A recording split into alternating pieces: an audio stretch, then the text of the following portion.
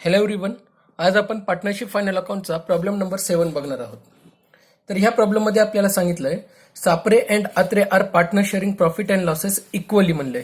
म्हणजे आपल्याला जे काही प्रॉफिट आणि लॉस वाटायचं आहे ते इक्वली वाटायचं आहे. त्यानंतर आपल्याला ट्रायल बॅलन्स दिलेला आहे. हा आपला ट्रायल बॅलन्स आहे. हे डेबिट साईड आहे आणि क्रेडिट साईड आहे. तर आपल्याला काय बनवायचं आहे तर फायनल अकाउंट म्हणजेच trading account, profit and loss account आणि बॅलन्स शीट. ठीक आहे. तर त्या अगोदर आपण ऍडजस्टमेंट वाचूयात. ऍडजस्टमेंट वाचून दिलेल्या आयटम्सला टिक करून घेऊयात, ज्यामुळे आपल्याला त्या आयटम्स जेव्हा प्रॉब्लेम सोडवताना येतील तेव्हा आपल्याला ऍडजस्टमेंट करता येईल. तर आपण वन बाय वन आता ऍडजस्टमेंट बघूत आणि त्या हिशोबाने प्रॉब्लेम्स मधील आयटमला टिक करून घेऊयात. ठीक आहे. तर आपल्याला पहिली ऍडजस्टमेंट दिली आहे क्लोजिंग स्टॉकची, आणि क्लोजिंग स्टॉक ही 23,000 रुपये आहेत. ठीक आहे. तर क्लोजिंग स्टॉकची डायरेक्ट ट्रीटमेंट होते ट्रेडिंग अकाउंटच्या क्रेडिट साईडला आणि ॲसेट साईडला. त्याच्यानंतर आपल्याला दिले लँड अँड बिल्डिंगवर 5% डिप्रिसिएशन आणि मशिनरीवर 10% डिप्रिसिएशन. तर आपण लँड अँड बिल्डिंग आणि मशिनरीला टिक करून घेऊया. ठीक आहे. तर इथे लँड अँड बिल्डिंगला टिक केलं आणि मशीनला टिक करून घेतलं. ठीक आहे. तर मशिनरीवर इथं ॲडिशनल ॲडजस्टमेंट सुद्धा आहे ब्रॅकेटमध्ये दिलेली, ती सुद्धा आपल्याला करावी लागेल, म्हणून मी ह्याला स्टार मार्क करून ठेवतोय. ठीक आहे. नेक्स्ट बघूयात. नेक्स्ट आपल्याला सांगितले create provision for bad and doubtful debts at 5% and sundry debtors return of ₹1,000 as a bad debts. ठीक आहे. तर आपल्याला दिलेला हा ॲडजस्टमेंटला बॅड अँड डाऊटफुल डेब्ट 5% म्हणते, म्हणजे RDD आपल्याला न्यू दिली आहे आणि बॅड डेब्ट सुद्धा आपल्याला न्यू दिलेला आहे. म्हणजे आपल्याला न्यू बॅड डेब्ट्स आणि न्यू RDD दिलेली आहे. तर आपल्याला काय करायचं आहे तर प्रॉब्लेममध्ये जर आपल्याला बॅड डेब्ट्स आणि RDD दिला असेल तर तो आपल्याला ओळखायचा आहे. तर प्रॉब्लेममध्ये आपल्याला बॅड डेब्ट्स आणि RDD दिलाय. हे बघा, हा बॅड डेब्ट्स दिला, ह्याला आपण ओल्ड ट्रीट करणार आहोत, ह्याला राऊंड करून ठेवूत. आणि RDD सुद्धा दिला आहे, ह्याला आपण ओल्ड म्हणून म्हणणार आहोत आणि ह्याला सुद्धा आपण टिक करून घेणार आहोत. ठीक आहे. बॅड डेब्ट्स आणि RDDची ऍडजस्टमेंट ही सन्ड्री डेटारवर होते, म्हणून सन्ड्री डेटारला आपण टिक करून घेऊ. सन्ड्री डेटार कुठं आहेत? इकडं असतील डेबिट साईडला सन्ड्री डेटार्स. हे बघा, सन्ड्री डेटार पहिलाच आयटम आहे, तर त्याला आपण टिक करून घेतलेलं आहे. ठीक आहे. म्हणजे काय करायचं, जेव्हा जेव्हा आपण प्रॉब्लेम बघणार आहोत, जर बॅड डेब्ट्स आणि RDD दिला असेल ट्रायल बॅलन्समध्ये, त्याला ओल्ड म्हणून टिक करायचं, थोडासा राऊंड करून घ्यायचं, म्हणजे आपल्याला लक्षात येईल की हे जुने आहेत आणि ऍडजस्टमेंटमध्ये दिलेले आपल्याला नवीन आहेत, आणि ते ऍडजस्टमेंट आपल्याला सन्ड्री डेटारवर करावं लागतं, म्हणून सन्ड्री डेटारला टिक करून घेतोय. नेक्स्ट ऍडजस्टमेंट बघूत काय दिलं आपल्याला. तर नेक्स्ट ऍडजस्टमेंट आपल्याला सांगितलेलं आहे goods worth ₹3,000 were sold but no entry was found in the books of account. म्हणजे 3,000 रुपयाचं गुड्स तर आपण विकलंय, पण ते आपण रेकॉर्डच केलं नाही, म्हणजे अनरेकॉर्डेड सेल्स दिले आपल्याला. आणि ही ऍडजस्टमेंट कशावर येते? सेल्सवर, म्हणून सेल्सला टिक करून घेऊत. आपल्याला बघूत प्रॉब्लेममध्ये सेल्स कुठे दिलाय, तर सेल्स दिलेला आहे. ठीक आहे. ह्याला इथं, तर त्याला टिक करून घेतलं सेल्सला सुद्धा. नेक्स्ट बघूत आपल्याला काय दिलेलं आहे. आता म्हणलंय आपल्याला की आपल्याला काय दिलंय, goods of worth ₹8,000 were purchased on 31st March 2019 and included in the closing stock not recorded in the books of account. म्हणजे गुड्स तर परचेस केला आपण, पण ते गुड्स परचेस केल्यानंतर आपण त्याच्यावर काय करू शकलो नाही, रेकॉर्ड करू शकलो नाही. म्हणजे परचेसेसवर आपल्याला ऍडजस्टमेंट आहे, म्हणून परचेसला टिक करावं लागेल. तर इथं परचेसेस दिलाय तुम्हाला आणि हे परचेसेसला आपण टिक करून घेऊ. तर आपल्या सगळ्या ऍडजस्टमेंट टिक करून झालेले आहेत. आता वन बाय वन आपण आयटम लिहून प्रॉब्लेम सोडवायला सुरुवात करूयात. त्या अगोदर तुम्ही ही फॉर्मॅट करून ठेवा आणि माझ्यासोबत प्रॉब्लेम सोडवायला सुरू करा. ठीक आहे. तर मी इथं फॉर्मॅट तयार करून ठेवलेला आहे इल्युस्ट्रेशन नंबर 7चा, जो पेज नंबर 39 वर आपल्याला दिलेला आहे. हा फॉर्मॅट आहे. हा ट्रेडिंग अकाउंट आहे, हे खाली P&L अकाउंट आहे, आणि इकडे आपण बॅलन्स शीट सुद्धा तयार केलेली आहे. ही आपली बॅलन्स शीट आहे. ठीक आहे. तर आपण वन बाय वन आयटम बघूत आणि प्रॉब्लेम सोडवायला सुरुवात करू. तर आपल्याला दिलेला पहिला आयटम आहे सन्ड्री डेटार. तर सन्ड्री डेटार हा ॲसेटचा आयटम आहे आणि त्यामुळे त्याला आपल्याला ॲसेट साईडला लिहावं लागेल, आणि त्याच्यावर ऍडजस्टमेंट सुद्धा आहेत. त्यामुळे सन्ड्री डेटारला मी इनर कॉलमला लिहून ठेवतो. सन्ड्री डेटार किती रुपये आहेत, तर 40,000 रुपये आहेत. इनर कॉलमला लिहून घेतले 40,000 रुपये. हे आपण 40,000 रुपये लिहिले. ह्याच्यानंतर आपल्याला दुसरा आयटम कोणता दिलाय, तर दुसरा आयटम आहे परचेसेस. परचेसेस ट्रेडिंग अकाउंटला येतं आणि परचेसेसवर ॲडजस्टमेंट आहेत. तर आपल्याला परचेसेसला सुद्धा इनर कॉलमला लिहावं लागेल. तर आपण लिहूत 2 परचेसेस किती रुपये आहेत, 65,000 रुपये. ठीक आहे, इनर कॉलमला लिहून ठेवले. नेक्स्ट आयटम आहे रिटर्न्स. आता हे रिटर्न्स कशाचे आहेत, डेबिट साईडचे रिटर्न हे सेल्स रिटर्न असतात. ठीक आहे, तर डेबिट साईडला दिलेला रिटर्न आहे 800 रुपये. तर सेल्समधून लेस होतो म्हणून बाय सेल्स जेव्हा येईल तेव्हा त्याच्यातून आपल्याला रिटर्न वजा करावं लागेल. आणि आपल्याला अनरेकॉर्डेड सेल्स सुद्धा दिलाय. ठीक आहे, तर त्यामुळं अनरेकॉर्डेड सेल्स ऍड करून त्याच्यातून आपल्याला रिटर्न वजा करावं लागेल. लेस रिटर्न हे आपल्याला लक्षात ठेवावं लागेल नेहमी की आपल्याला अनरेकॉर्डेड सेल्स अनरेकॉर्डेड परचेस दिलेले आहेत का, आणि त्या हिशोबाने रिटर्न वजा करावं लागेल. ठीक आहे, नेक्स्ट बघूयात. नेक्स्ट दिलाय आपल्याला ओपनिंग स्टॉक. ओपनिंग स्टॉक किती आहे, 18,000. ओपनिंग स्टॉक हा ट्रेडिंग अकाउंटच्या डेबिटला येतो. टू ओपनिंग स्टॉक 18,000 रुपये. ठीक आहे, नेक्स्ट आयटम दिलाय आपल्याला land and building. Land and building किती आहे, तर 10,000 रुपये आहे आणि त्याच्यावर ॲडजस्टमेंट सुद्धा आहे. म्हणून लँड अँड बिल्डिंग ही ॲसेट साईडला येते. तर लँड अँड बिल्डिंग ॲसेट साईडला लिहिणार आहोत आपण. ती आपली ॲसेट आहे. लँड अँड बिल्डिंग किती रुपये आहे, 10,000 रुपये. ठीक आहे, याच्यावर ॲडजस्टमेंट आहे म्हणून इनर कॉलमला. नेक्स्ट आयटम आपल्याला दिलेला आहे कॅरेज. कॅरेज हा ट्रेडिंगचा आयटम आहे. तर ट्रेडिंग अकाउंटला लिहून टाकू 2 कॅरेज. हे बघा, ट्रेडिंग अकाउंटच्या डेबिटला 2 कॅरेज किती रुपये आहे, 1200 रुपये. ठीक आहे, तर 1200 रुपये कॅरेज आहे. आणि कॅरेजवर ॲडजस्टमेंट सुद्धा आहे. एक ॲडजस्टमेंट आहे, 5वी ॲडजस्टमेंट कॅरेज, आणि त्यामुळे कॅरेजला आपल्याला इनर कॉलमला लिहून ठेवावं लागेल. ठीक आहे, 2 कॅरेज किती रुपये आहे, तर आहे 1200 रुपये. म्हणून कॅरेजला टिक करायचं राहिले, तुम्ही टिक करून घ्या. कॅरेजला ॲडजस्टमेंट आहे, 5वी ॲडजस्टमेंट दिलेली आहे कॅरेजवर, आउटस्टँडिंग कॅरेज. ठीक आहे, तर ते आपल्याला घ्यावं लागेल म्हणून कॅरेजला इनर कॉलमला लिहितोय. नेक्स्ट आयटम दिलाय तुम्हाला रेंट, रेट्स अँड टॅक्सेस. तर रेंट, रेट्स अँड टॅक्सेस हा प्रॉफिट अँड लॉसचा आयटम आहे. त्यामुळं rent, rates and taxes profit and लॉसला घेणार आहोत आपण. 2 रेंट, रेट्स अँड टॅक्सेस 1,000 रुपये. नेक्स्ट आयटम आपल्याला दिलाय ड्राविंग्स. ड्राविंग्स काय करतो आपण, नेहमी कॅपिटलमध्ये ॲड नेट प्रॉफिट आणि त्याच्यातून ड्राविंग लेस करतो. एक फिक्स फॉर्मॅट आहे, त्यामुळं ड्राविंग्सची ॲडजस्टमेंट आपल्याला कॅपिटलला करावी लागते. हे बघा, हे बॅलन्स शीटची लायबिलिटी साईड. इथं आपण लिहितो कॅपिटल. 2 पार्टनर आहेत, त्यामुळे 2 पार्टनरचं कॅपिटल आपल्याला ॲडजस्ट करावं लागेल. पहिला आहे सापरे, है ना, त्याचा कॅपिटल आपल्याला लिहावं लागेल. सापरेचा कॅपिटल किती आहे, सापरेचं कॅपिटल आपल्याला दिलेलं आहे तेवढं लिहावं लागेल. त्याच्यामध्ये ॲड किंवा लेस नेट प्रॉफिट करावं लागेल. तर ॲड किंवा लेस काहीतरी होईल, बघूत आपण नंतर. ह्याच्यातून ड्राविंग वजा करतो, बरोबर आहे. तसंच आत्रेचं आहे, आत्रे ॲड किंवा लेस होईल कॅपिटल आणि त्याच्यातून ड्राविंग नेहमी वजा होईल.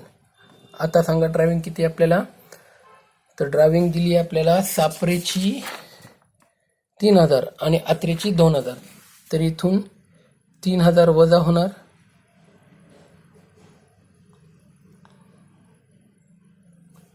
आणि आत्रेची ड्राविंग किती आहे, आत्रेची ड्राविंग 2,000 आहे, ती वजा होणार. आणि जे काही अमाऊंट इथे इनर कॉलमला बघूयात आपण. नेक्स्ट आयटम काय दिलाय आपल्याला, नेक्स्ट आयटम दिलाय सॅलरीज. सॅलरीज कुठे येतं, तर सॅलरीज प्रॉफिट अँड लॉसच्या डेबिटला येतं. सॅलरीज दिलाय 3,200. तर सॅलरीज 3,200 आपण प्रॉफिट अँड लॉसच्या डेबिट साईडला लिहिणार आहोत. हे प्रॉफिट अँड लॉस अकाउंट, त्याचं डेबिट साईड. 2 सॅलरीज 3,200 रुपये. नेक्स्ट आयटम आहे बॅड डेप्ट्स. ते ओल्ड आहे, त्यामुळे ते ओल्ड बॅड डेप्ट्स आपण कुठे लिहितो, P&Lच्या डेबिटला लिहितो. किती रुपये, 1,000 रुपये. 2 बॅड डेप्ट्स आणि इनर कॉलमला लिहावं लागेल कारण की त्याच्यावर ॲडजस्टमेंट परत आहेत. तर टू बॅड डेप्ट्स ओल्ड किती रुपये आहेत, टू बॅड डेप्ट्स ओल्ड आहे 1000 रुपये इनर कॉलमला. ठीक आहे, त्याच्यावर ॲडजस्टमेंट्स आहेत, त्या ॲडजस्टमेंट आपण जशा येतील तसा करू. मशिनरी किती आहे, 25,000 रुपये. ठीक आहे, मशिनरी 25,000 रुपये, प्लांट अँड मशिनरी. परत त्याच्यावर 2 ॲडजस्टमेंट आहेत, एक हिडन ॲडजस्टमेंट सुद्धा आहे, ब्रॅकेटमध्ये सांगितलं आहे आपल्याला. तर ते आपण जेव्हा प्रॉब्लेमचे ॲडजस्टमेंट्स बघू तेव्हा आपण सोडू. तर आज सध्या आपण लिहून टाकू plant and machinery. Plant and machinery 25,000 रुपये. त्याच्यावर सुद्धा ॲडजस्टमेंट आहेत, बघूयात. नेक्स्ट आयटम दिला आहे आपल्याला ॲडव्हर्टाइजमेंट. किती रुपये, 4,000 रुपये. तर ॲडव्हर्टाइजमेंट हा प्रॉफिट अँड लॉसचा खर्च आहे, त्यामुळे ते प्रॉफिट अँड लॉस अकाउंटला लिहावं लागेल. टू ॲडव्हर्टाइजमेंट 4,000 रुपये. नेक्स्ट आयटम आपल्याला दिलेला आहे प्रोव्हिडंट फॉर इन्व्हेस्टमेंट. बघा, प्रोव्हिडंट फॉर इन्व्हेस्टमेंट हा एक नवीन आयटम आहे जो आतापर्यंत आपल्याला नव्हता. प्रोव्हिडंट फंड असा शब्द आला तर तो लायबिलिटीला, आणि इन्व्हेस्टमेंट म्हणले ना तर इन्व्हेस्टमेंट नेहमी ॲसेट असतं, त्यामुळे प्रोव्हिडंट फंड इन्व्हेस्टमेंट नेहमी ॲसेट साईडलाच लिहायचं आहे. म्हणून प्रोव्हिडंट फंड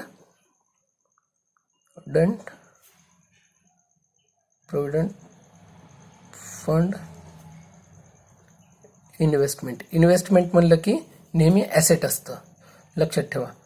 18,500. ह्याच्यावर कोणती ॲडजस्टमेंट नाही आहे, फक्त हा आयटम नवीन आहे, ह्याला आपण स्टार मार्क करून ठेवतो कारण की हा आयटम इथं नवीन आलेला आहे. आता डेबिट साईडचे सगळे आयटम झालेले आहेत. आता क्रेडिट साईडचे आयटम बघू. पहिला आयटम आहे सेल्स, बरोबर आहे, सेल्स आहे, सेल्सवर ॲडजस्टमेंट आहे. सेल्स आपण ट्रेडिंग अकाउंटच्या क्रेडिट साईडला लिहितो. सेल्स किती रुपये, 85,000 रुपये. तर हे 85,000 रुपये सेल्स. नेक्स्ट आपल्याला दिले सनरी क्रेडिटर्स किती आहे, 23,000 रुपये. तर अनरेकॉर्डेड परचेस आहेत, तसंच अनरेकॉर्डेड सेल्स आहेत. तर परचेसेस जसं आहे तसं अनरेकॉर्डेड सेल्स आहेत. जसं सेल्स डेटारला इफेक्ट करतं, परचेसेस मागच्या प्रॉब्लेममध्ये बघितले आपण कुठे इफेक्ट करतं, सनडी क्रेडिटरला, म्हणून हिडन ॲडजस्टमेंट आहे. सनडी क्रेडिटरला डबल इफेक्ट होतो त्याचा, म्हणून सनडी क्रेडिटर आपल्याला इनर कॉलमला लिहावं लागेल. तीच मागच्याच प्रॉब्लेममध्ये जसं अनरेकॉर्डेड परचेस 7वी ॲडजस्टमेंट होती, तेच आहे इथं. 23,000 रुपये इनर कॉलमला घेतोय सनडी क्रेडिटर्स, ह्याच्यावर ॲडजस्टमेंट आहे. नेक्स्ट आहे सनड्री इन्कम. सनड्री इन्कम म्हणजे किरकोळ इन्कम, आणि इन्कम म्हणलं की प्रॉफिट अँड लॉसच्या क्रेडिट साईडला, कारण की क्रेडिट साईडला आपण सगळे इन्कम लिहितो, डेबिट साईडला सगळी खर्च, म्हणून बाय सनड्री इन्कम किती रुपये आहे सनड्री इन्कम, तर ती आहे 2,000 रुपये, म्हणून 2,000 रुपये लिहून टाकले क्रेडिट साईडला. नेक्स्ट आयटम तुम्हाला दिलाय कॅपिटल सापरेचा आहे 35,000, आत्रेचा आहे 35,000. हे आपण फॉर्मॅट तयार करून ठेवलेलंच आहे. सापरेचा 35,000 आणि आत्रेचा 35,000. सापरेचा कॅपिटल 35,000 आणि आत्रेचा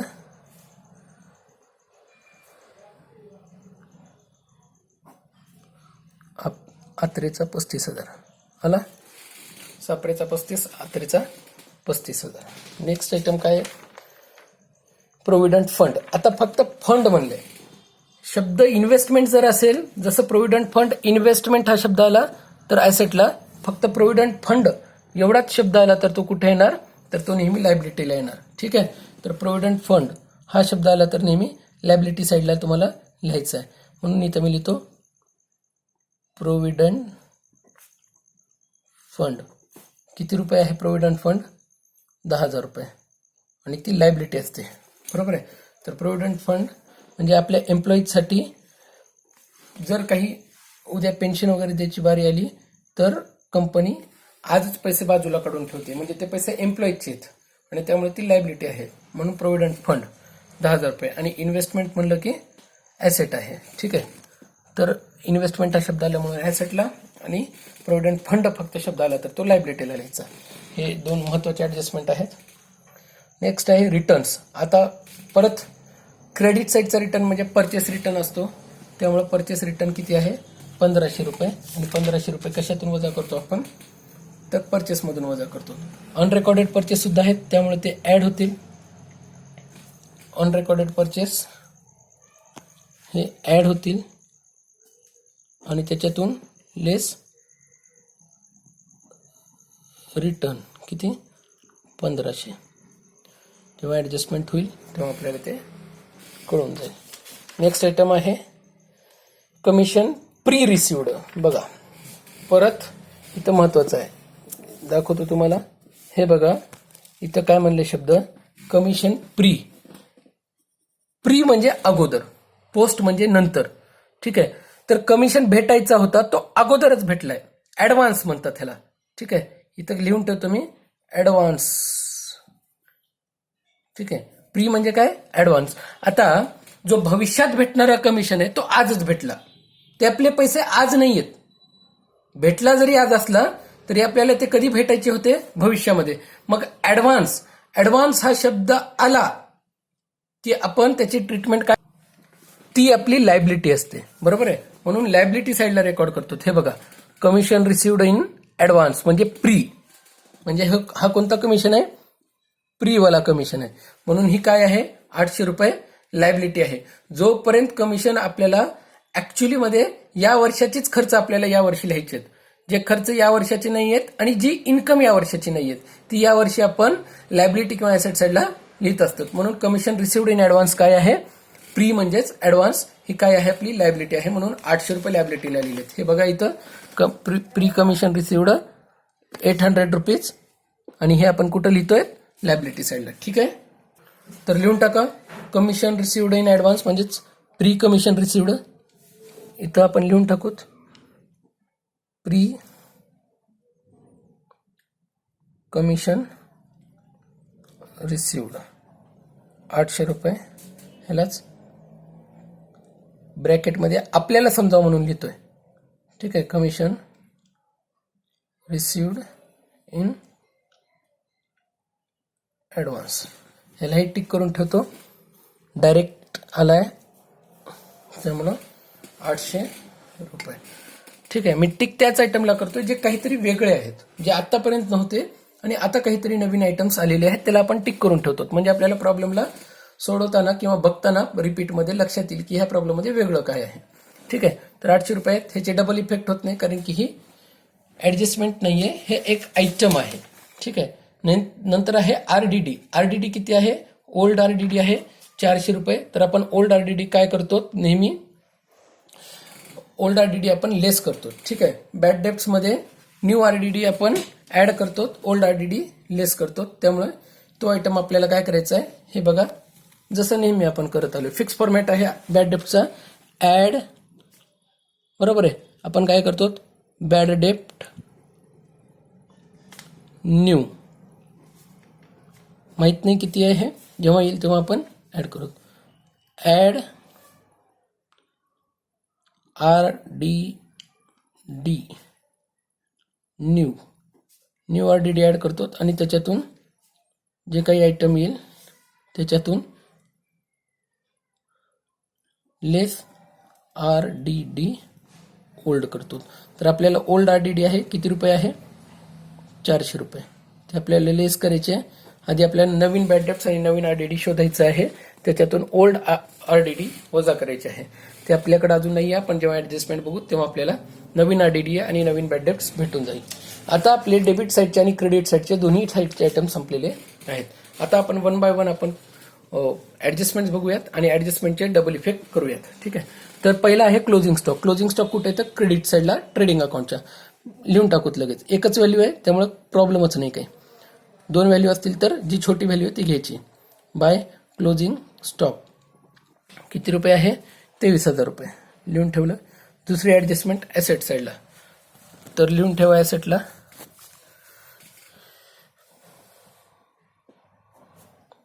क्लोजिंग स्टॉक 23,000 रुपये. ठीक आहे, ॲसेट साईडला. नेक्स्ट आयटम आहे डेप्रिसिएट लँड अँड बिल्डिंग म्हणते 5%. तर लँड अँड बिल्डिंगवर 5% डेप्रिसिएशन. हे बघा लँड अँड बिल्डिंग. ठीक आहे, लेस डेप्रिसिएशन 5%. आता 10,000 वर 5% म्हणजे 500 रुपये. कॅल्क्युलेशन करा, तुम्हाला कळेल. 9,500 रुपये आले आहे. ह्या डेप्रिसिएशनला आपल्याला कुठं घ्यावं लागेल, पी अँड एलच्या डेबिट साईडला. लगेच डबल इफेक्ट करून टाकू. To depreciation on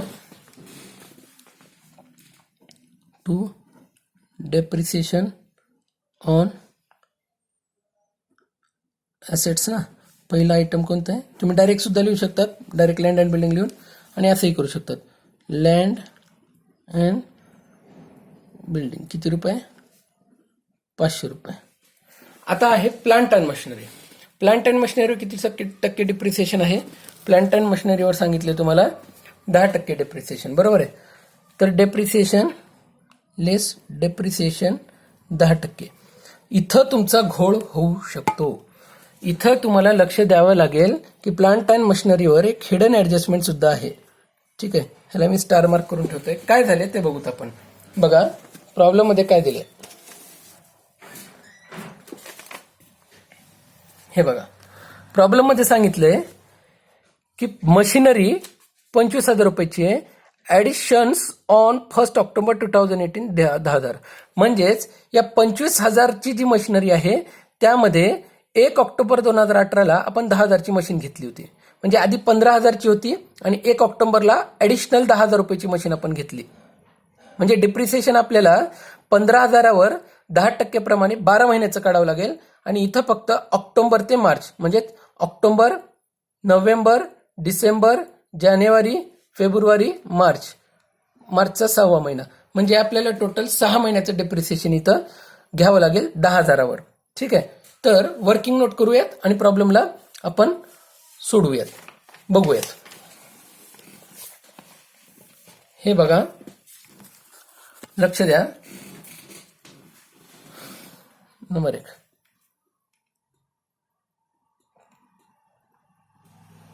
calculation of depreciation on plant and machinery. बघा, टोटल मशीन किती रुपयाची होती, टोटल मशीन व्हॅल्यू ₹25,000. एवढे तर म्हणता. ह्याचे 2 तुकडे झाले. पहिला तुकडा काय म्हणतो आणि दुसरा काय म्हणतो. तर पहिल्यामध्ये झालंय काय, आधी होती 15,000ची मशीन, ₹15,000 यूज केली. आणि काय झालं, ऑन 1 ऑक्टोबर 2018 ॲडिशनल मशीन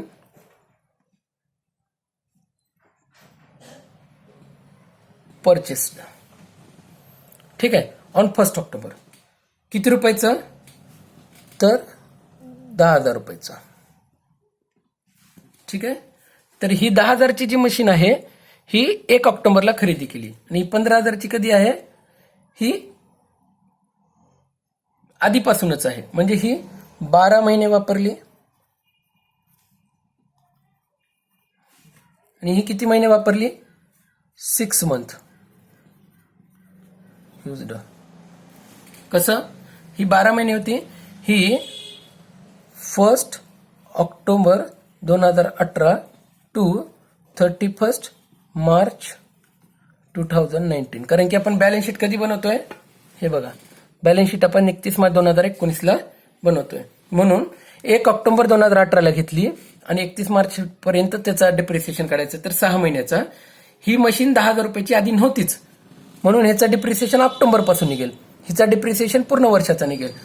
म्हणून हे बघा, 15,000वर 10%, 12 महिन्यापैकी 12 महिने, 12 पैकी 12 महिने. म्हणून 15,000 गुणिले 10% गुणिले 12/12, 12×1 = 12, ठीक आहे. ओके,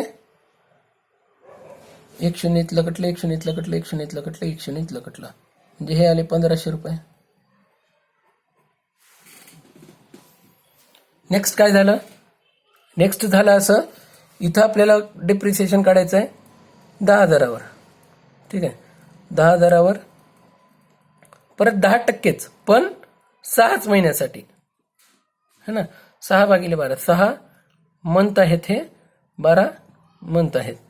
तर 10,000वर 10%, 6/12. ठीक आहे.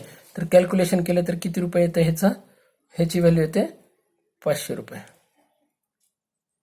म्हणजे हे आले 1500 रुपये 15,000वर आणि हे आले 500 रुपये 10,000वर. म्हणून काय करायचं आता, शेवटचं घ्यायचं.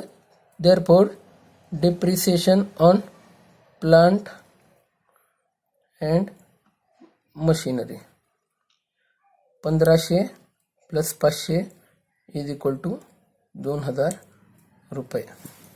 ठीक आहे. म्हणजे ॲक्च्युली किती आले 2,000 रुपये. हे 1500 आणि हे 500, या दोघांची टोटल केली तर किती आला 2,000 रुपये. म्हणून depreciation on plant and machinery किती आहे आता आला बरोबर 2,000 रुपये. म्हणून डेप्रिसिएशन 2,000 रुपये येतं. लेस 2,000 रुपये म्हणजे बाहेर किती आलं 23,000 रुपये. आणि हे डेप्रिसिएशन ॲसेट साईडला लिहिलं आपण.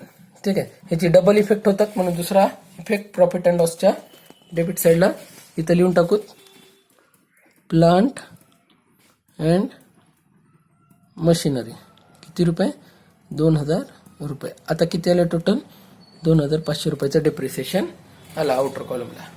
म्हणजे आपली दुसरी ॲडजस्टमेंट सुद्धा झाली. आता म्हणते create provision for bad debts आणि आरडीडी. ठीक आहे. तर बॅड डेप्ट्स किती आहे आणि आरडीडी किती आहे. तर हे बघा, बॅड डेप्ट्स आणि आरडीडी करण्या अगोदर आपल्याला अनरेकॉर्डेड परचेस आणि अनरेकॉर्डेड सेल्स आधी घ्यावं लागेल. कारण की अनरेकॉर्डेड परचेस हे सन्ड्री क्रेडिटरला इफेक्ट करतात, तर अनरेकॉर्डेड सेल्स हे सन्ड्री डेटरला इफेक्ट करतात. म्हणून नेहमी अनरेकॉर्डेड आधी रेकॉर्ड करून घ्यायचं. नेहमी लक्षात ठेवा, अनरेकॉर्डेड ट्रान्झॅक्शन आधी रेकॉर्ड करायचे. ठीक आहे. बघू काय म्हणते बघा. चौथी ऍडजस्टमेंट आधी घेऊत आपण, नंतर तिसरी सोडवूत, कारण की त्याच्याशिवाय आपल्याला तिसरी सोडवता येणार नाही. काय म्हणते चौथ्या ऍडजस्टमेंटमध्ये, goods worth ₹3,000 were sold but no entry was found in the books of account. म्हणजे 3,000 रुपयाचं गुड्स तर विकलं, पण त्याची एंट्री आपल्याला भेटली नाही. भेटली नाही म्हणजे आपण केलीच नसेल, म्हणून अनरेकॉर्डेड. ठीक आहे. अनरेकॉर्डेड सेल्स, अनरेकॉर्डेड सेल्स किती रुपये आहे 3,000 रुपये. तर ॲड करून टाका. तर हे किती आलं 88,000. आपल्याकडे सेल्स चा रिटर्न तर होताच 800 रुपये. मग 88,000 म्हणून 800 गेले तर आले 87,200. ठीक आहे. आला. आता हे अनरेकॉर्डेड सेल्सच केले, पण रेकॉर्डच करायचं विसरले. मग रेकॉर्ड करायचं विसरले म्हणजे आपण कस्टमरकडून सुद्धा पैसे मागायचं विसरलोत. आणि कस्टमरकडून पैसे मागायचं विसरलोत म्हणजे कस्टमरला आठवण करून द्यावी लागेल, डेटारला आठवण करून द्यावी लागेल की डेटार मी 3,000 रुपयाचं गुड्स तुला विकलंय, पण रेकॉर्ड करायचं विसरलो होतो, आज मला लक्षात आलंय, म्हणून तू मला 3,000 रुपये देणं आहे. डेटारला सांगितलं अनरेकॉर्डेड सेल्स, कारण की तो आपला कस्टमर आहे डेटार, जो गुड्स उधारीवर घेतो. ठीक आहे. आता किती आलं हे आलं 43,000 रुपये. आला 43,000 रुपये. आता अनरेकॉर्डेड सेल्सचे डबल इफेक्ट झाले. एक इफेक्ट सेल्सला आणि दुसरा सन्ड्री डेटरला. ठीक आहे.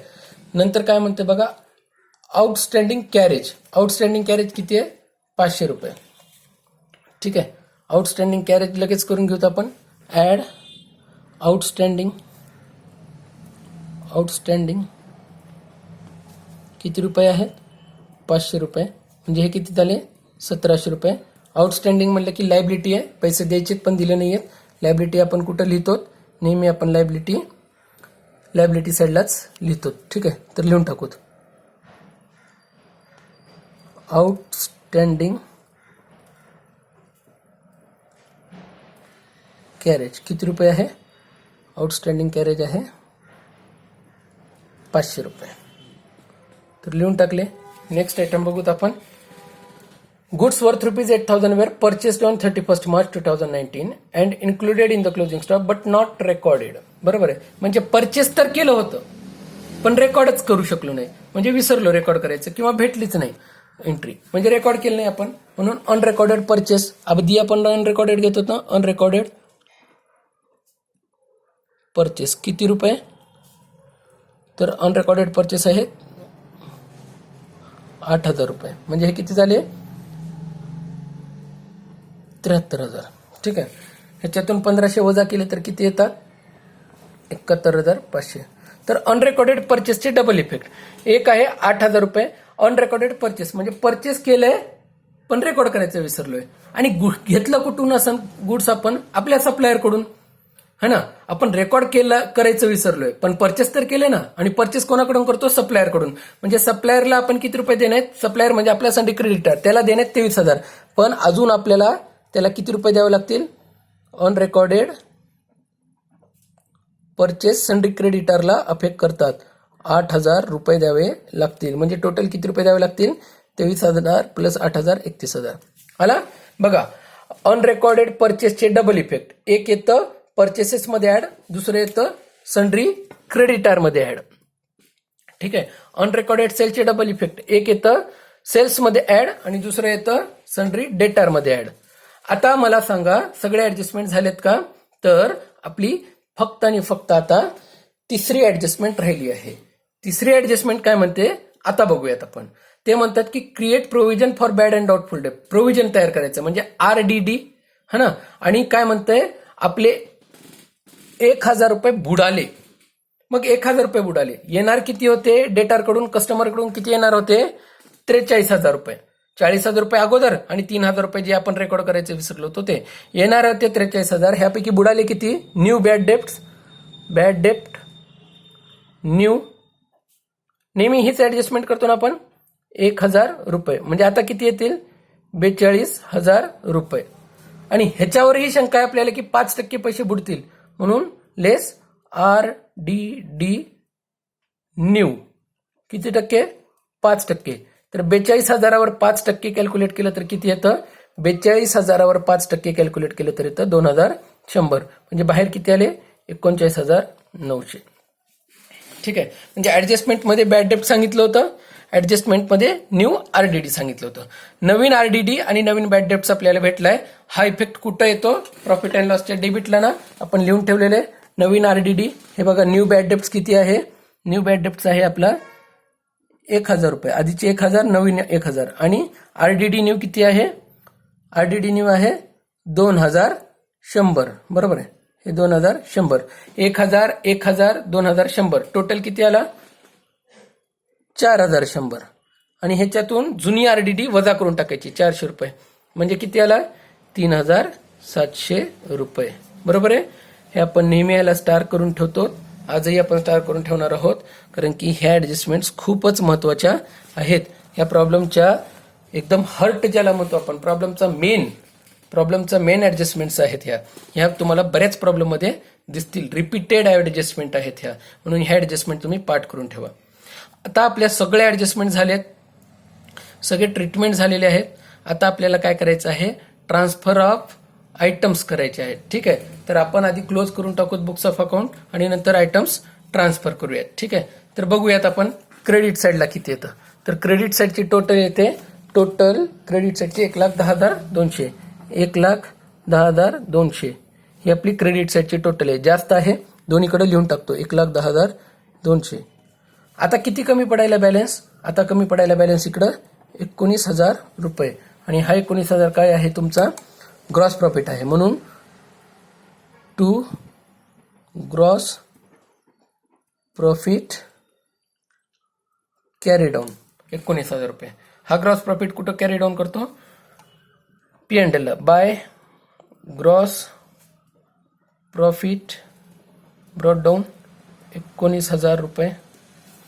आता 19,000 रुपये आणि 2,000 रुपये म्हणजे टोटल येते 21,000. इकडची टोटल केली तर आपल्याला कमी आहे, इकडची क्रेडिट साईडची टोटल आपल्याला जास्त येते. दोन जरी आयटम असले तरी क्रेडिट साईडची टोटली जास्त आहे. किती आले क्रेडिट साईडची टोटल बघा बरं, 21,000 रुपये आली. ठीक आहे, ही 21,000 रुपये आली. आता किती कमी पडायला बॅलन्स, तर डेबिट साईडला बॅलन्स कमी पडतोय, तर तो आहे 6,600 रुपये. कॅल्क्युलेशन केलं तर तुम्हाला कळून जाईल 6,600 रुपये. हे काय आहे आपलं नेट प्रॉफिट आहे, टू नेट प्रॉफिट, बरोबर आहे, ट्रान्सफर टू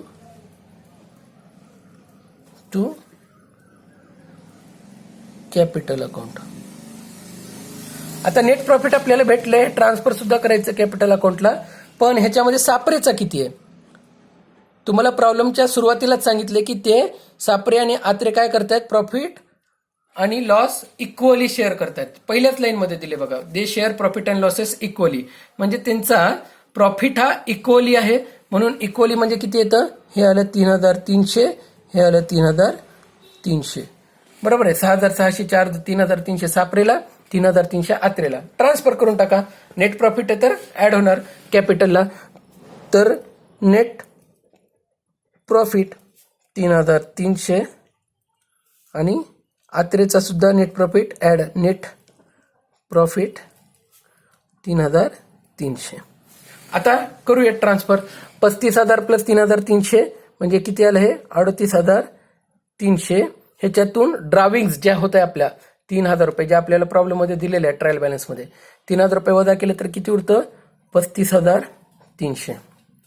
तसंच आत्रेचं आहे, 35,000 मध्ये 3,300 प्रॉफिट ऍड केलं तर आलं 38,300 आणि ह्याचा ड्रायव्हिंग आहे 2,000 फक्त, म्हणून आत्रेचं किती आला बाहेर कॅपिटल 36,300. आता लायबिलिटी साईड आणि ऍसेट साईड मॅच होणं गरजेचं आहे. तर लायबिलिटी साईडचं टोटल आणि ऍसेट साईडचं टोटल बघा किती येतं आणि मॅच होतं का, हे लायबिलिटी साईडचा टोटल आणि ऍसेट साईडचा टोटल मॅच होणं गरजेचं आहे. जर मॅच झाला तर प्रॉब्लेम बरोबर आहे. तर लायबिलिटी साईडचा टोटल 1,13,900 येतोय, ऍसेट साईडचा सुद्धा 1,13,900 रुपये येतोय. ठीक आहे, म्हणजे आपला प्रॉब्लेम टॅली झाला, आणि प्रॉब्लेम टॅली झाला म्हणजे आपण हे प्रॉब्लेम व्यवस्थित सोडवलेलं आहे. ठीक आहे, तर ह्या बेसिक ऍडजस्टमेंट होत्या. इथं मशिनरीची एक वेगळी ऍडजस्टमेंट आहे, प्रोव्हिडंट फंडचे नवीन आयटम आहे, प्री कमिशन रिसिव्ड ह्याची एक नवीन ऍडजस्टमेंट आहे, आणि रेग्युलर ऍडजस्टमेंट सनरी डेटर्सची जी अनरेकॉर्डेड सेल्स आणि अनरेकॉर्डेड परचेसची आहे. ठीक आहे, तर इथं आपला हा प्रॉब्लेम संपतो. Thank you very much. ह्या प्रॉब्लेममध्ये फक्त एक ट्विस्ट आहे, तो ट्विस्ट असा आहे की तुमच्या पुस्तकामध्ये थोड्याशा व्हॅल्यू वर खाली झालेल्या आहेत. ठीक आहे, प्रॉब्लेम बरोबर दिलाय, फक्त व्हॅल्यू वर खाली झालेल्या आहेत. हे बघा, हे आहे आरडीडी, ही व्हॅल्यू इथे येते, क्लोजिंग स्टॉकची व्हॅल्यू 23,000 इथे येते, वर खाली झालेले आहेत, आणि प्रोव्हिडंट फंड इन्व्हेस्टमेंट 18,500 इथे येते. एवढी ऍडजस्टमेंट फक्त तुम्ही चेक करून घ्या, एवढे आयटम्स तुम्ही चेक करून घ्या बुकमध्ये आणि त्याला करेक्ट करून घ्या. ओके, तर इथं आपला प्रॉब्लेम संपतो. Thank you very much.